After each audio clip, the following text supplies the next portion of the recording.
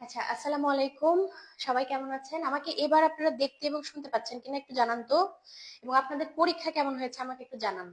আপনারা সবাই কেমন পরীক্ষা দিয়েছেন আজকে সবাই একটু আমাকে জানান। আমাকে এবার আপনারা দেখতে এবং শুনতে পাচ্ছেন কিনা একটু জানান তো। এবং আপনাদের পরীক্ষা কেমন হয়েছে আমাকে একটু জানান। আপনারা সবাই কেমন পরীক্ষা দিয়েছেন আজকে সবাই একটু আমাকে জানান।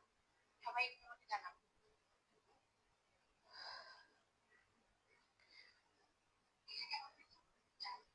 আপনারা সবাই কেমন পরীক্ষা দিয়েছেন আজকে। আচ্ছা, আপনারা অলমোস্ট 11 জনের মতো জয়েন করে ফেলেছেন। আপনারা আস্তে আস্তে একটু জয়েন করে ফেলেন। আমরা তাহলে আজকে কোয়েশ্চেন আনসার যে সেশনটা এখানে চলে যাব। হ্যাঁ, আপনাদের প্রশ্নপত্র কেমন লাগলো, পরীক্ষা কেমন হয়েছে, সবাই কয়টা দাগালেন এবং কয়টা সঠিক হয়েছে? আমাদের মিনি ল স্কুল কিন্তু ইতোমধ্যে আপনাদেরকে সলিউশন দিয়ে দিয়েছে প্রশ্নের। সো সবাই কি মিলিয়েছেন কিনা সবাই একটু আমাকে জানান যে আপনাদের পরীক্ষা কেমন হয়েছে।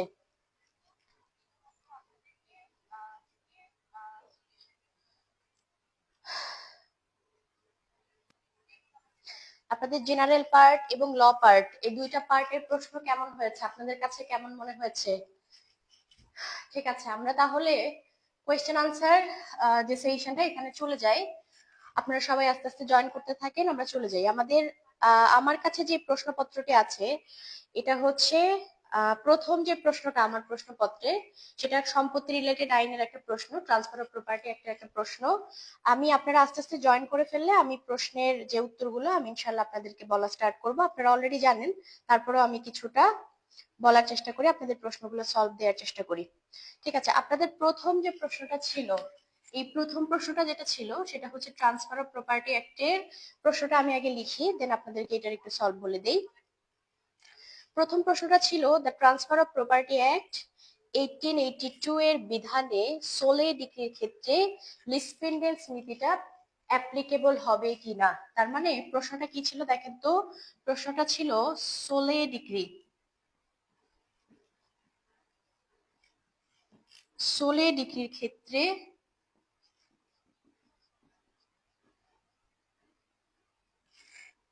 নীতি।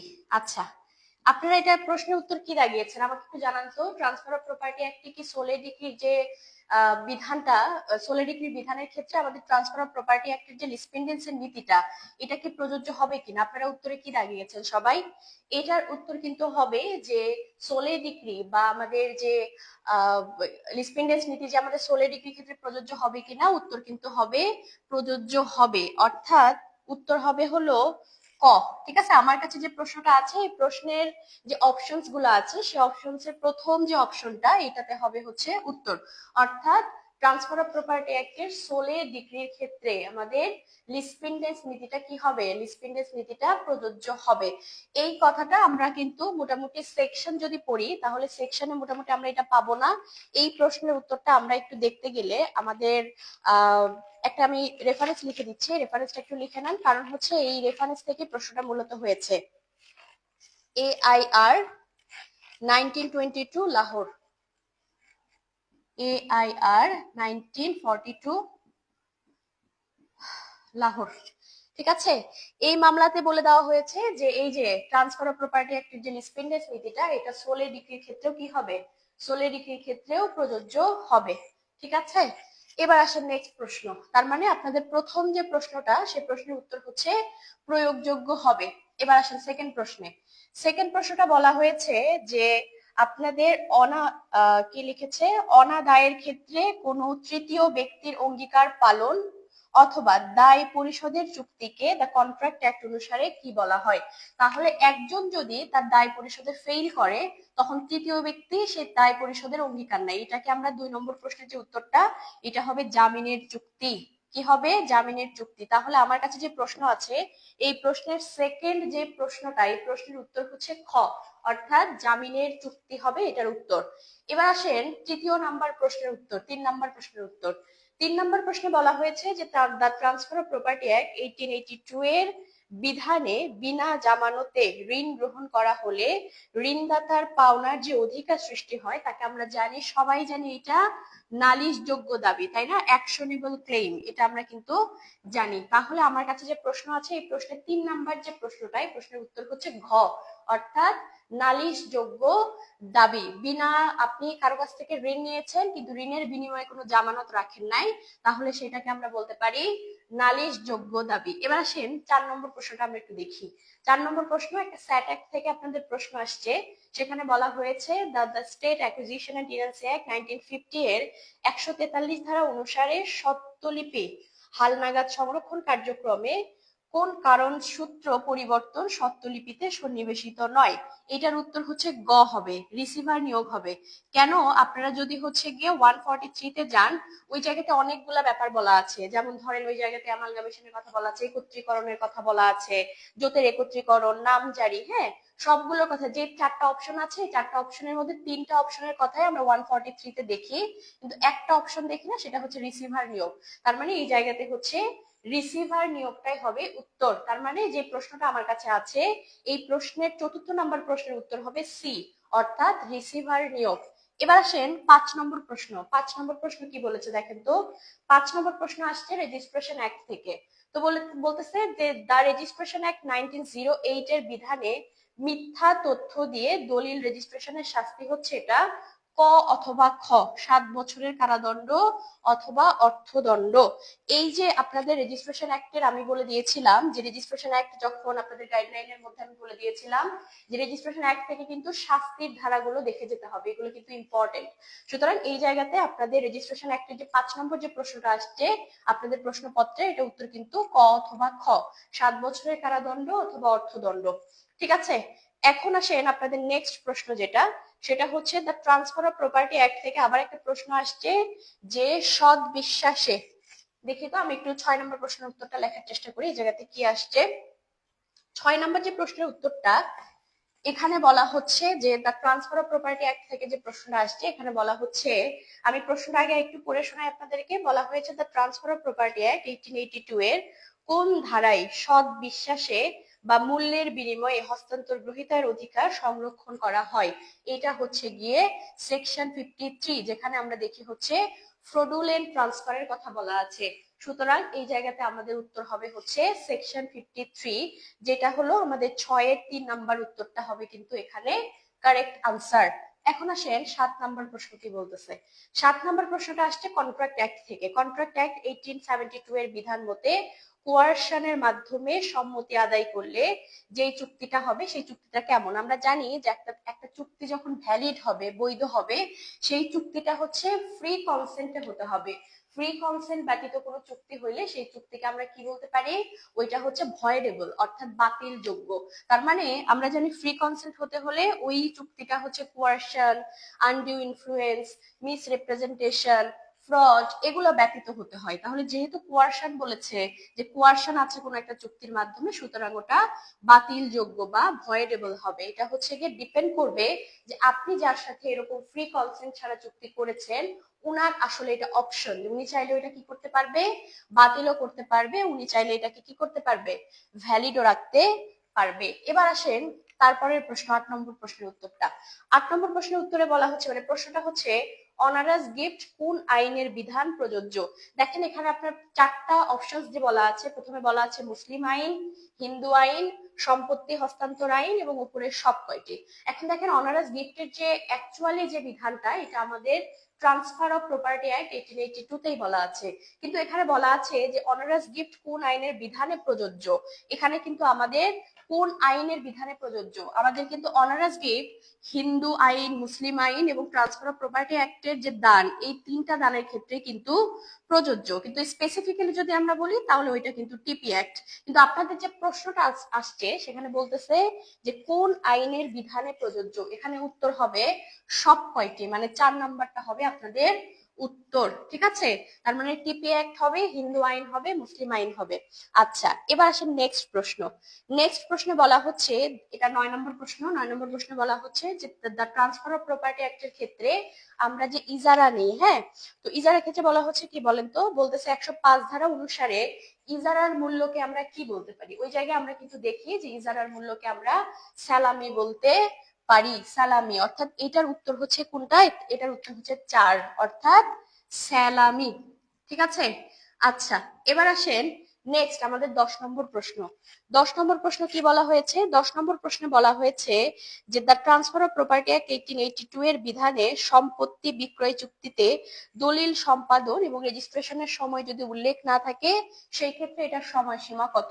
উত্তর হচ্ছে সময়সীমা হচ্ছে 6 মাস। ঠিক আছে, 6 মাস আমাদের হচ্ছে সময়সীমা। যদি বিক্রয় চুক্তির মধ্যে বলা থাকে যে এটা এতদিনের মধ্যে আমার কি করতে হবে, রেজিস্ট্রেশন করতে হবে, তাহলে ওইটা অতদিনের মধ্যে করতে হবে, আর যদি না থাকে তাহলে 6 মাস। এটা আমাদের ট্রান্সফার অফ প্রপার্টি অ্যাক্টের সেকশন 54 এর হচ্ছে বি নাম্বার, সেকশন 54 এর এ নাম্বার ধারাতে কি বলা আছে, এই কথাটা বলে দেয়া আছে।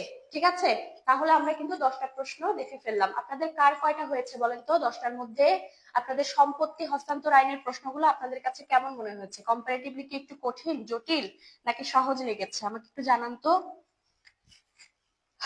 আচ্ছা, এবার আসেন আমাদের নেক্সট যে প্রশ্ন, যেটা সেটা হচ্ছে আমাদের পরবর্তী প্রশ্নটা আসছে আমাদের জিকে থেকে। ঠিক আছে, জিকে থেকে আমাদের পরবর্তী প্রশ্নের প্রথম প্রশ্ন বলা হলো যে বাংলাদেশ মহাকাশ গবেষণা এবং দূর অনুধাবন প্রতিষ্ঠানের গবেষণা অনুযায়ী বাংলাদেশের কোন 3টি দ্বীপ ধীরে ধীরে এক হয়ে যাচ্ছে? এটার উত্তর হবে 4। কি কি হবে উত্তর? সন্দ্বীপ, স্বর্ণদ্বীপ এবং হচ্ছে ভাসানচর। তাহলে আপনাদের 11 নম্বর প্রশ্নের উত্তর কত? 11 নম্বর প্রশ্নের উত্তর হচ্ছে 4, যেখানে বলা আছে যে সন্দ্বীপ, স্বর্ণদ্বীপ এবং ভাসানচর। ঠিক আছে, এবার আসেন পরবর্তী প্রশ্ন। 11 নম্বর প্রশ্নে বলা হচ্ছে যে সম্প্রতি বঙ্গোপসাগরে সৃষ্ট ঘূর্ণিঝড় মন্থা এর অর্থ কি? এটার উত্তর হচ্ছে গিয়ে সুগন্ধি ফুল। 12 নম্বর প্রশ্নের উত্তর হচ্ছে সুগন্ধি ফুল। ঠিক আছে, আপনারা সবাই ইতোমধ্যে এগুলো সলিউশন পেয়ে গেছেন গ্রুপে, আপনারা সবাই ওখান থেকে দেখে নিতে পারবেন। এছাড়াও আমি বলে দিচ্ছি, একটু দেখেন। এরপর বলতেছে প্রোটোকল বলতে কি বোঝায়? প্রোটোকল বলতে এটার উত্তর হবে হচ্ছে 4, 4 নম্বর উত্তর হবে। অর্থাৎ প্রোটোকল বলতে বোঝাই হলো আন্তর্জাতিক কোনো চুক্তির সংযুক্তি। আন্তর্জাতিক কোনো চুক্তির সংযুক্তি। আন্তর্জাতিক কোনো চুক্তির সংযুক্তি। ঠিক আছে, এটা হচ্ছে গিয়ে প্রোটোকলের ক্ষেত্রে 13 নম্বর প্রশ্নের উত্তর। এবার আসেন 14 নম্বর প্রশ্নের উত্তর কি হবে? এখানে 14 নম্বর প্রশ্নের উত্তর হচ্ছে 44টি। আপনাদের কাছে প্রশ্ন আছে, সবাই একটু দেখে নেন যে 14 নম্বর প্রশ্নের উত্তর হচ্ছে 44টি। প্রশ্নটা কি আছে, প্রশ্নটা একটু দেখার চেষ্টা করি। এখানে বলা আছে যে আচ্ছা, প্রশ্নটা একটু ঝাপসা।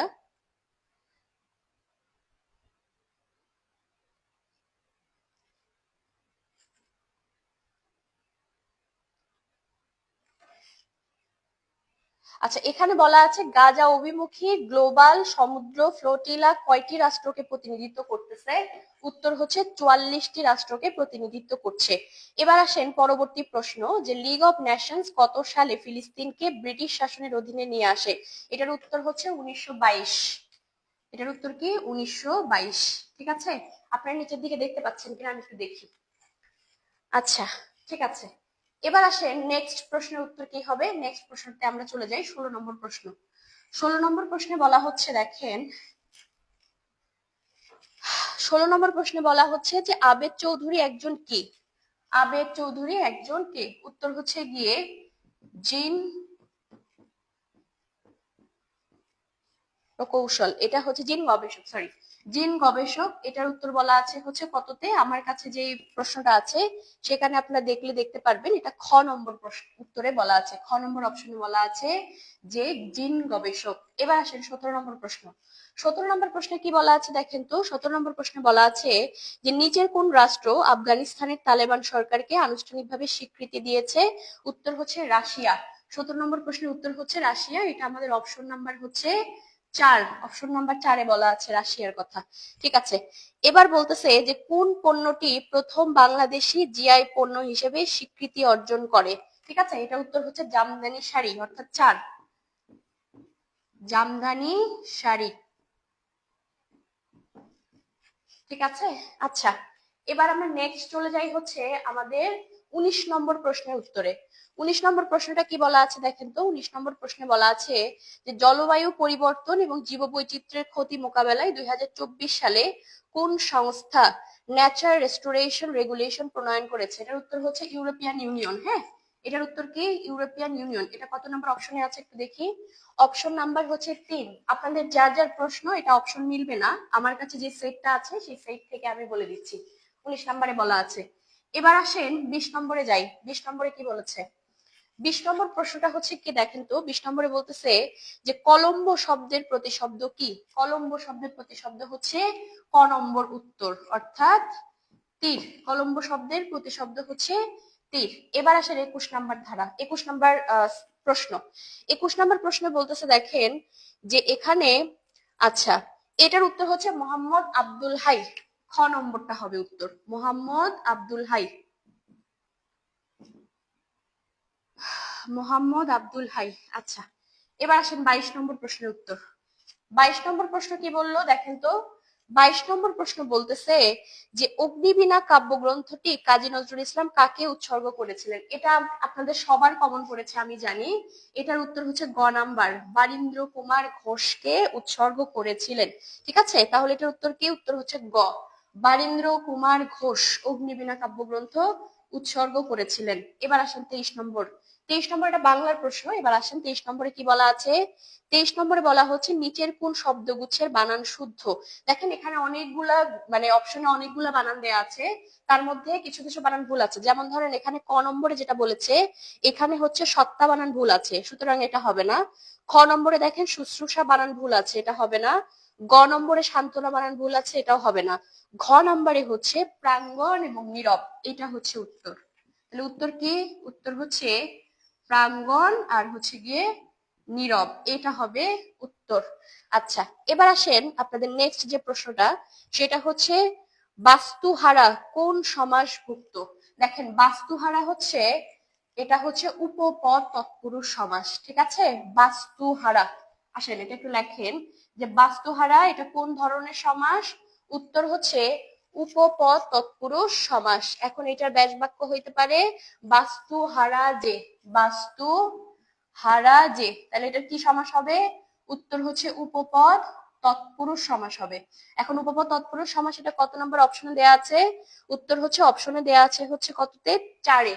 তার মানে যার কাছে আমার সেটটা মিলবে এটা 4 নম্বর প্রশ্নে দেয়া আছে, 4 নম্বর অপশনে দেয়া আছে যে বাস্তুহারা এটা কোন ধরনের সমাস? উত্তর হচ্ছে গিয়ে উপপদ তৎপুরুষ সমাস। এখন আসেন নেক্সট প্রশ্ন। নেক্সট প্রশ্নে বলা হচ্ছে বাংলায় মৌলিক স্বরধ্বনি কয়টা? এটা আপনারা সবাই জানেন, এই প্রশ্নটা অনেক বেশি কমন। উত্তর হচ্ছে 7টি। এখন বাংলায় যে মৌলিক স্বরধ্বনি এটা কি কি? উত্তর হচ্ছে দেখেন স্বরেয়, স্বরেয়া, রস্বই, রস্বউ, ও, এ, ও। আচ্ছা আচ্ছা, আমি একটু লিখে দেই। স্বরেয়, এরপর হলো স্বরেয়া রস্বই, স্বরেয়া রস্বই, রস্বউ, এ, ও, এবং হচ্ছে লাস্টে এইটা হচ্ছে গিয়ে এ। ঠিক আছে, তাহলে টোটাল হচ্ছে কয়টা? টোটাল হচ্ছে 7টি। ঠিক আছে, এবার আসেন নেক্সট প্রশ্ন বলতেছে 1944 সালে দুর্ভিক্ষের ভিত্তিতে ফররুখ আহমেদের রচিত কবিতা কোনটি? দেখেন ফররুখ আহমেদ থেকে কিন্তু প্রতি বছর একটা করে প্রশ্ন আসতেছে। গত বছরও আমাদের কিন্তু ফররুখ আহমেদ থেকে একটা প্রশ্ন এসেছিল। ঠিক আছে, মুহূর্তের কবিতা, এটা কোন ধরনের হচ্ছে গিয়ে লেখা? ঠিক আছে, তো প্রতি বছর কিন্তু এই জায়গা থেকে প্রশ্ন আসতেছে। তো এটার উত্তর হচ্ছে 1944 সালে এটা উনি হচ্ছে গিয়ে লাশ নামে যে কবিতাটা আছে ওইটা উনি লিখেছেন। এখন আসে নেক্সট প্রশ্ন বলতেছে যে বারিধি বারিধি শব্দটি কিভাবে গঠিত হয়েছে? এটা নিয়ে অনেক কনফিউশন আছে। এটা এক এক জায়গাতে একটা জায়গাতে দেখেছি সমাস, একটা জায়গাতে সন্ধি, একটা জায়গাতে প্রত্যয়। আমার কাছে সবচেয়ে অ্যাপ্রোপ্রিয়েট মনে হয়েছে এটা প্রত্যয় যোগে, অথবা কেউ যদি সমাস উত্তর করে, এটা একটু কনফিউজিং প্রশ্ন, সুতরাং এটা প্রত্যয় লিখলেও অসুবিধা নাই, প্রত্যয় দিলেও অথবা সমাস দিলেও কোনো অসুবিধা নাই, যে কোনো একটা উত্তর হইতে পারে। দুই জায়গাতে দেখলাম আমি দুরকম বলা আছে, প্রত্যয় অথবা সমাস। ঠিক আছে, আচ্ছা, তবে আমার কাছে মনে হয়েছে যেটা মোর অ্যাপ্রোপ্রিয়েট হচ্ছে প্রত্যয়, যদি আপনারা দাগান তাহলে এটা মোর অ্যাপ্রোপ্রিয়েট হবে। এবার আসেন 28 নম্বর প্রশ্নে যাই।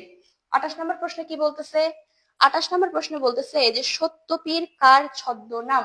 সত্যপীর হচ্ছে গিয়ে আপনাদের সৈয়দ মুস্তফা আলী। সৈয়দ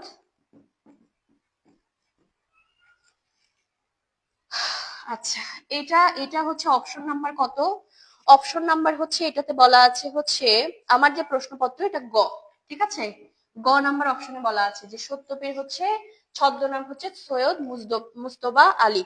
আচ্ছা, এবার আসেন 29 নম্বরে বলতেছে সকলেই কবি নয় কেউ কেউ কবি। এটা আমাদের সবার প্রিয় কবি জীবনানন্দ দাশের একটা লাইন। তাহলে সকলেই কবি নয় কেউ কেউ কবি, এটা হচ্ছে উত্তর হচ্ছে গ, জীবনানন্দ দাশ। ঠিক আছে, আমাদের বাংলা মোটামুটি এতটুকু পর্যন্তই শেষ। এবার আমরা চলে যাব সংবিধান প্রশ্নের উত্তরে। সংবিধান কোন প্রশ্ন মানে উত্তরগুলো কি কি হবে আপনাদেরকে আমি একটু বলে দিই, ঠিক আছে, 30 নম্বর থেকে।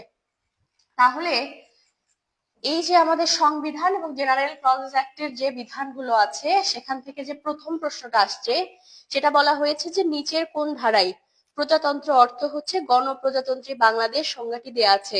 এটার উত্তর হচ্ছে গিয়ে জেনারেল ক্লজেস অ্যাক্ট থেকে আসছে। জেনারেল ক্লজেস অ্যাক্টের হলো সেকশন নাম্বার হচ্ছে 3-এর 46-এর এ। জেনারেল ক্লজেস অ্যাক্টের 3-এর 46-এর এ, এটা হচ্ছে গিয়ে উত্তর, ঠিক আছে। এবার আসেন 31 নাম্বারটা দেখি।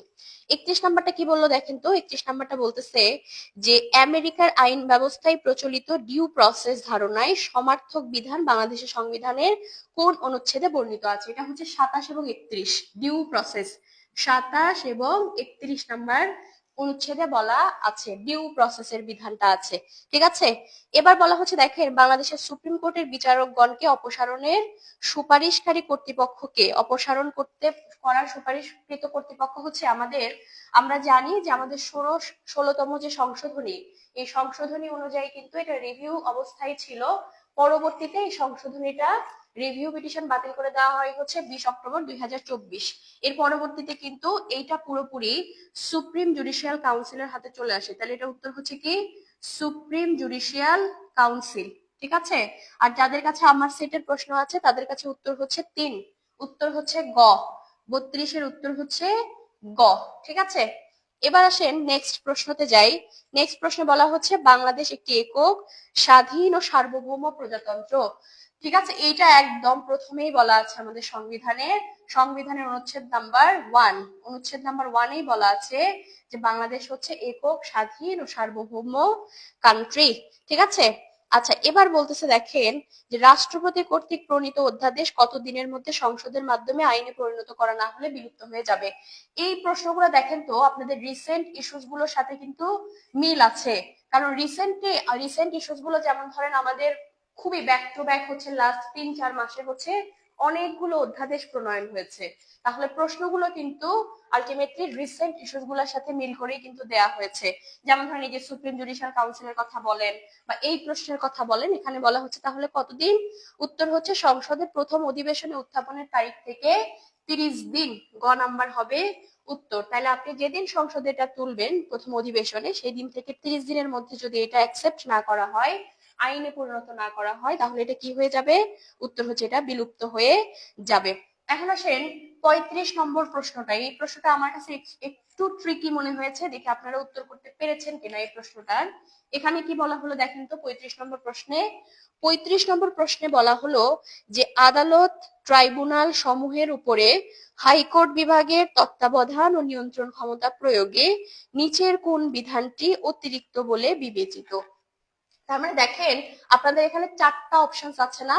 কি কি অপশন আছে দেখেন তো। প্রথম অপশন হচ্ছে 109 অনুচ্ছেদ, তারপরে বলা আছে দেওয়ানি কার্যবিধি 115 যেখানে রিভিশনের কথা বলা আছে, এবং বলা আছে ফৌজদারি কার্যবিধি 439 নাম্বার ধারা, সেখানেও রিভিশনের কথা বলা আছে। তাহলে 3টা অনুচ্ছেদেই কিন্তু হাইকোর্ট বিভাগ যে মানে তার আদালত, অধস্তন আদালত এবং ট্রাইব্যুনালের উপরে যে একটা কর্তৃত্ব তিনি আসলে কি করেন, কর্তৃত্ব ফলান, সেই কথাটা কিন্তু 3টা আর্টিকেলেই বলা আছে। শুধু একটা আর্টিকেলে বলা নাই, সেটা হইতেছে মানে একটা অপশনে বলা নাই, সেটা হচ্ছে আর্টিকেল 102। তাহলে এই 102 হবে এটার উত্তর, ঠিক আছে। গ নাম্বারটা হবে উত্তর। এবার আসেন 36 নাম্বার প্রশ্নে কি বলা হলো। 36 নম্বরে বলা হলো দেখেন যে আইন ব্যাখ্যায় প্রচলিত পদ্ধতিগুলোর আক্ষরিক এবং যুক্তিবাদী অর্থাৎ গ্রামাটিক্যাল এবং লজিক্যাল দুইটি ভাগে ভাগ করেছেন হচ্ছে স্যামন, অর্থাৎ হচ্ছে খ। উত্তর হচ্ছে কি খ। ঠিক আছে। আচ্ছা এবার আসেন 37 নাম্বার, নিচের দিকে দেখা যাচ্ছে কিনা একটু দেখি। 37 নাম্বার প্রশ্নে 37 নম্বর প্রশ্নে কি বলা হলো দেখি তো। দেখেন বলা হচ্ছে দেখেন যে সংসদের কোন আইন দ্বারা বা কোন আইন দ্বারা কর্তৃত্ব ব্যতীত হ্যাঁ কোন কর আরোপ বা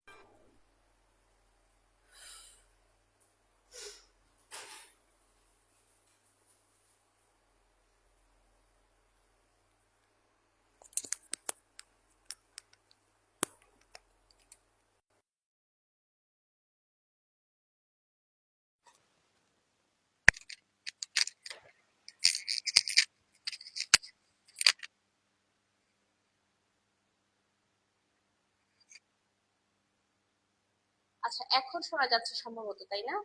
একটু দেখেন তো এখন ক্লিয়ার কিনা, আমি একটু চেক করি।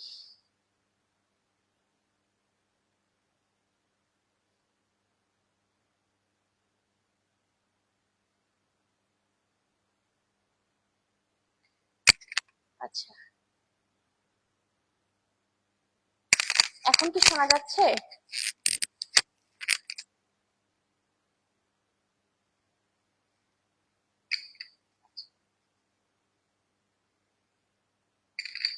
শোনা যাচ্ছে?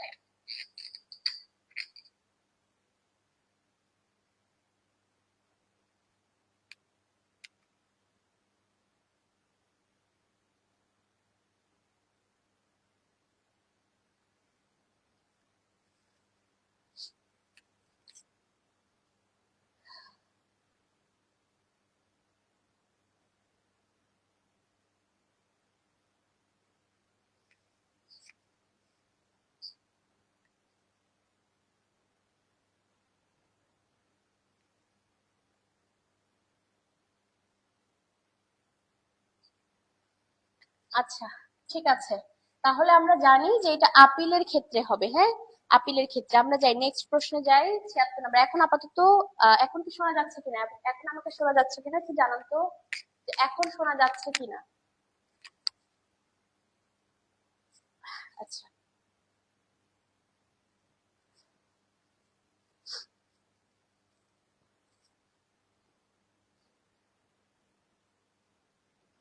আচ্ছা দেখেন তাহলে 76 নম্বর প্রশ্ন কি বলা হলো। 76 নম্বর প্রশ্নে বলা হয়েছে যে ফৌজদারি মামলার ক্ষেত্রে তামাদি আইন প্রযোজ্য নয়, এটার ব্যতিক্রম কি? উত্তর হচ্ছে এটার ঘ, হ্যাঁ। আপিলের ক্ষেত্রে হচ্ছে এটার ব্যতিক্রম। এবার আসেন 77 নম্বর প্রশ্নে।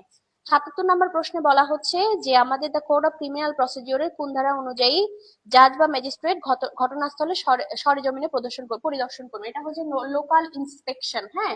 এটা বলা আছে হচ্ছে 539-এর বিতে, 539-এর বিতে লোকাল ইন্সপেকশন, অর্থাৎ ওখানে গিয়ে ম্যাজিস্ট্রেট বা জাজ কি করবে, ওনারা ওই জায়গায় পরিদর্শন করবে, ঠিক আছে।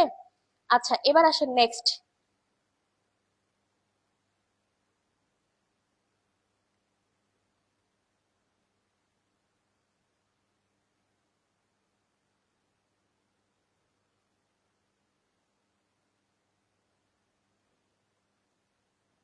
আচ্ছা,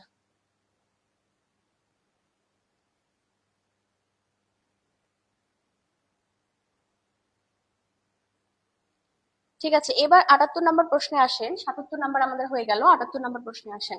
78 নম্বর প্রশ্নে বলা হলো যে এই জায়গাতে the code of criminal procedure 1898 অনুযায়ী বাংলাদেশের বাইরে সংগঠিত অপরাধের ক্ষেত্রে তদন্ত এবং বিচার বাংলাদেশের অভ্যন্তরে করতে হলে সেই ক্ষেত্রে আমাদের ক নাম্বার হবে উত্তর, অর্থাৎ সরকারের প্রায়র স্যাংশন দরকার হবে, পূর্ব অনুমোদন দরকার হবে। এবার আসেন 79 নাম্বারটাতে যাই। 79 নম্বরে কি বলা হয়েছে।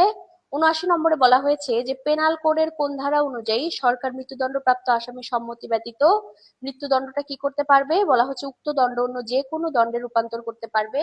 এটার খ নাম্বার হচ্ছে বলেছে যে 54 নাম্বার ধারাতে। এবার আসেন 80-তে। 80-র ক্ষেত্রে বলা হচ্ছে, দেখেন এক্ষেত্রে বলা হচ্ছে গিয়ে 80-র প্রশ্নটা কি, যে ক একটি বাক্স ভেঙে কিছু গহনা চুরির চেষ্টা করে, সেই বাক্সটি ভেঙে দেখতে পাই কোনো গহনা নেই। মানে আমরা জানি যে আমাদের পেনাল কোডের একদম লাস্টের দিকে যে ধারাটা 511 নম্বর ধারাতে কিন্তু একদম সরাসরি এক্সাম্পলটা দেয়া আছে। এবার আসেন বলা হচ্ছে যে সিআরপিসির কোন ধারা অনুসারে একজন ব্যক্তিকে গ্রেপ্তার করার পরে হচ্ছে এখানে মেমোরেন্ডাম অফ অ্যারেস্ট তৈরি করতে হবে। এটা আমাদের বলা আছে 46-এর এ, যেটা আমাদের এই যে নতুন করে যে সংশোধনী আসলো 2025 সালে যে অর্ডিন্যান্সটা পাশ করা হলো, সেখানে কিন্তু বলা হয়েছে যে 46-এর এ অনুযায়ী। আচ্ছা, এবার আসেন বলা হচ্ছে যে সিআরপিসির এখানে বলা হচ্ছে যে যদি এরকম হয় যে দণ্ডের অপর্যাপ্ততা, হ্যাঁ, আমরা সেটা জানি কি 417-র এ অনুযায়ী আমাদের অপর্যাপ্ত দণ্ডের বিরুদ্ধে আমরা আপিল করতে পারি। তো বলতেছে যে অপর্যাপ্ত দণ্ডের বিরুদ্ধে যে আপিল করা যায় এটা কতদিনের মধ্যে অভিযোগকারী করতে পারবে, উত্তর হচ্ছে 7 দিন। ঠিক আছে, 7 দিনের মধ্যে কিন্তু আপিল করতে পারবে। নেক্সট প্রশ্ন। নেক্সট প্রশ্নে বলা হচ্ছে যে এই যে আপনাদের একটা ল্যাটিন টার্ম উল্লেখ করে দেওয়া হয়েছে, এটার উত্তর হচ্ছে গিয়ে সেকশন 112, 112। ঠিক আছে। এবার আসেন 84 নাম্বার। 84 নম্বরে বলতেছে এভিডেন্স একটা যে প্রশ্নটা এটা 112 নম্বর ধারা অনুযায়ী হবে। এবার আসেন 84 নম্বর ধারাতে বলতেছে যে হিন্দু আইনে যে ফ্যাক্টাম ভ্যালিড নীতিটা আছে এটার প্রবর্তক কে? উত্তর হচ্ছে জিমুতি বাহন, মানে গ নাম্বারটা উত্তর, জিমুত বাহন। আচ্ছা এবার আসেন নেক্সট যাই। নেক্সটে বলা হচ্ছে যে ইসলামী জুরিসপ্রুডেন্সের বিজ্ঞান হলো ফিকাহ। ইসলামী জুরিসপ্রুডেন্সের বিজ্ঞান কি? উত্তর হচ্ছে ফিকাহ। ঠিক আছে, এবার আসেন 86 নাম্বার প্রশ্নের উত্তরে। 86 নম্বরে বলা হচ্ছে কি দেখেন তো, উত্তর হচ্ছে পারিবারিক আদালতে বিবাদীর প্রার্থনা মতে লিখিত বর্ণনা দাখিলের জন্য সর্বোচ্চ কত সময় দিতে পারবে? এটার উত্তর হচ্ছে গ, অনধিক কতদিন? অনধিক 21 দিন। ঠিক আছে, 21 দিন দিতে পারবে। এবার 87 নাম্বার প্রশ্নে, 87 নম্বর প্রশ্নে কি বলা হলো? বলা হলো হিন্দু দায়াভাগ মত অনুসারে উত্তরাধিকার থেকে সম্পূর্ণ বঞ্চিত হয় কে? ক নাম্বারটা হবে বন্ধা কন্যা, বন্ধা কন্যা। ঠিক আছে, এবার আসেন 88 নাম্বার ধারায় কি বলা, সরি 88 নাম্বার প্রশ্নে কি বলা হলো? বলা হচ্ছে যে পারিবারিক আদালতের প্রথম একতরফা ডিক্রি বাতিলের আবেদন দায়েরের মেয়াদ গণনার ক্ষেত্রে দ্য লিমিটেশন অ্যাক্ট 1908 এর 5 ধারা পারিবারিক আদালত আইন 2023 এর কত ধারায় প্রযোজ্য হবে? উত্তর হচ্ছে 10-6, একদম লাস্টে ঘ নাম্বারটা উত্তর হবে 10-6। ঠিক আছে, এবার আসেন 85 নম্বরে কি বলা হলো? 85, আচ্ছা 85 না তো, এটা সরি 85 নয়, এটা হচ্ছে 89 নাম্বার ধারা। 89 নাম্বার প্রশ্নে আসেন কি বলা হচ্ছে? বলা হচ্ছে পারিবারিক আদালত, আচ্ছা 89টা বলেই দিলাম, 89টা বলেই দিলাম 10-6। 88 নাম্বার ধারাটাও বলে দিয়েছি, 88 নাম্বার প্রশ্নটাও বলে দিয়েছি। আচ্ছা আমাদের 86 নাম্বার প্রশ্নটা মনে হয় বাদ গেছে। 86 নাম্বারটা দেখেন, 86 নাম্বারটাতে বলা হচ্ছে যে আমাদের এই যে কোন ক্ষেত্রে দানটা উইলের মতো কার্যকর হবে? উত্তর হচ্ছে মার্জুল মৌতের ক্ষেত্রে যে দানটা দেয়া হয়, মৃত্যুকালীন যে দানটা দেয়া হয়, সেই দানটা হচ্ছে কি হবে? সেইটাই হচ্ছে উইলের মতো কার্যকর হবে। ঠিক আছে, এবার হচ্ছে গিয়ে 90 নাম্বার ধারা, 90 নাম্বার প্রশ্ন। 90 নাম্বার প্রশ্নে বলা হচ্ছে যে স্ত্রীর আবেদনের প্রেক্ষিতে আদালত কর্তৃক যে বিবাহ বাতিলের ক্ষমতা, এটা হচ্ছে ফার্স্ট। হ্যাঁ, খ নাম্বারটা উত্তর, খ নাম্বারটা উত্তর, জুডিশিয়াল ফার্স্ট। আচ্ছা এবার হচ্ছে গিয়ে নিচের কোনটি 3 তালাক নামে পরিচিত? আমরা জানি তালাকুল বিদাত, তালাকুল বিদাত হচ্ছে 3 তালাক নামে পরিচিত। ঠিক আছে, তালাকুল বিদাত, অর্থাৎ এটা কত নম্বর অপশন? অপশন নাম্বার হচ্ছে 3। আচ্ছা এবার আসেন 92 নাম্বার প্রশ্নে বলা হচ্ছে কি যে আপনাদের হানাফি মতবাদ অনুযায়ী অগ্রক্রয়ের অধিকার প্রয়োগ করতে পারে 3 শ্রেণী। আমরা জানি যে 3 শ্রেণীর ব্যক্তি কি করতে পারে? হানাফি আইন মোতাবেক অনুযায়ী অগ্রক্রয়ের অধিকারটা তিনি এক্সারসাইজ করতে পারেন। 93 নাম্বার প্রশ্নে কি বলা হলো? এটা হচ্ছে কি আপনাদের সিভিল ল এর প্রশ্ন। বলা হলো যে কোড অফ সিভিল প্রসিডিওরের যে অ্যামেন্ডমেন্টটা, এই অ্যামেন্ডমেন্ট অনুযায়ী হচ্ছে গিয়ে কি হবে বলেন তো? বলা হচ্ছে এটা কার্যকর হয়েছে কবে? আমরা যদি হচ্ছে অ্যামেন্ডমেন্টের দিকে একটু লক্ষ্য করি তাহলে ওই জায়গায় দেখবেন লেখা আছে যে অবিলম্বে কার্যকর। তাহলে অ্যামেন্ডমেন্টটা আসছে যেহেতু 8 মে 2025, তাহলে এটার কার্যকারিতাও হচ্ছে 8 মে 2025। আচ্ছা এবার আসেন 94 বলতেছে সিভিল কোর্স অ্যাক্ট অনুযায়ী দেওয়ানি আদালত কোথায় বসবে? এটার মানে জুরিসডিকশনটা কি হবে? এটা এটা ডিসাইড করবে কে? উত্তর হচ্ছে সরকার, মানে 95। আচ্ছা 94 এর উত্তর হচ্ছে সরকার। ঠিক আছে, যে দেওয়ানি আদালতের যে এখতিয়ারটা, এটা কোথায় বসবে, সিটিং প্লেসটা কি হবে, এটা সরকার ডিসাইড করবে। আর 95 নাম্বার যে প্রশ্নটা, এটার উত্তর হচ্ছে কি? 95 নাম্বারে বলা হচ্ছে সিভিল প্রসিডিওরে কোন ধারায় আপিলে মেডিয়েশন মধ্যস্থতা, এটা হচ্ছে গিয়ে আপিলে মধ্যস্থতা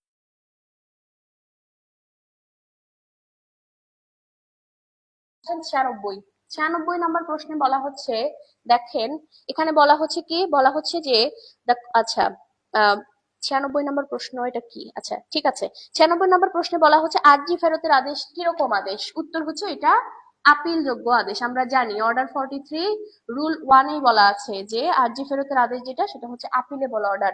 এবার আসেন 97 বলা হচ্ছে যে এই যে মুলতবি খরচা দাখিল করতে ব্যর্থ হলে এটা কোন ধারা অনুযায়ী, কোন অর্ডার অনুযায়ী যাবে?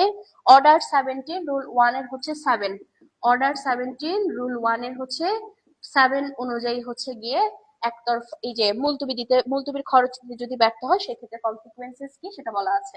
এবার আসেন আমরা 98 নম্বর প্রশ্নে যাই। 98 নম্বর প্রশ্নে বলা হচ্ছে দেখেন যে এই যে আমাদের নতুন করে যে অ্যামেন্ডমেন্ট হলো, এই অ্যামেন্ডমেন্টে যে সমনের কিছু অতিরিক্ত বিধান যোগ করা হলো, শর্ট মেসেজ, তারপরে হচ্ছে ইনস্ট্যান্ট মেসেজিং সার্ভিস, এটা কোন ধারাতে যোগ করা হলো?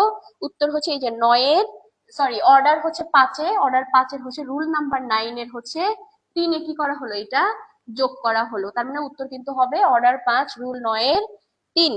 এন্ড এটা বলা আছে স্পেসিফিক রিলিফ অ্যাক্টে হচ্ছে কোন ধারাতে নেগেটিভ এগ্রিমেন্টের কথা বলা আছে, উত্তর হচ্ছে 97 নম্বর ধারাতে। এবং লাস্ট যে প্রশ্নটা 100 নম্বর প্রশ্ন, এই 100 নম্বর প্রশ্নটা হচ্ছে বলা হচ্ছে যে মিথ্যা, আপনি যদি কোনো মিথ্যা মামলা করেন তাহলে ক্ষতিপূরণ কত টাকা দিতে পারে, এটাও কিন্তু অ্যামেন্ডমেন্টের মাধ্যমে চলে আসছে, চেঞ্জ হয়েছে, উত্তর হচ্ছে গিয়ে 50,000 টাকা পর্যন্ত এখানে ক্ষতিপূরণ দেয়া যেতে পারে। ঠিক আছে, তাহলে আমি আপনাদের টোটাল 100টা প্রশ্ন একটু সলভ করে দেওয়ার চেষ্টা করলাম, একটু দ্রুত করে দিলাম, কারণ আপনারা হচ্ছে অনেকেই ইতিমধ্যে পরীক্ষা দিয়ে আসলে টেনশনে আছেন যে কোনটার উত্তর কি হবে। তো আমি একটু দ্রুত বলে দিলাম আপনাদের সবগুলো উত্তর, আপনারা একটু মিলায় নেন। ইনশাল্লাহ এই প্রশ্নে আপনারা যদি 50 রাখতে পারেন, কারণ আমাদের 5 নম্বর 50 প্রশ্ন যেরকমই হোক, আপনারা যদি মোটামুটি 50 পান তাহলে ইনশাল্লাহ আশা করা যায়। ঠিক আছে, তো সবাই ভালো থাকেন, তাহলে আজকে এতটুকুই। সবার জন্য অনেক বেশি শুভকামনা, সবার সাথে রিটেন কোনো একটা গাইডলাইন বা ক্লাসে দেখা হবে। সেই পর্যন্ত সবাই বেশি ভালো থাকবেন, সুস্থ থাকবেন। আসসালামু আলাইকুম।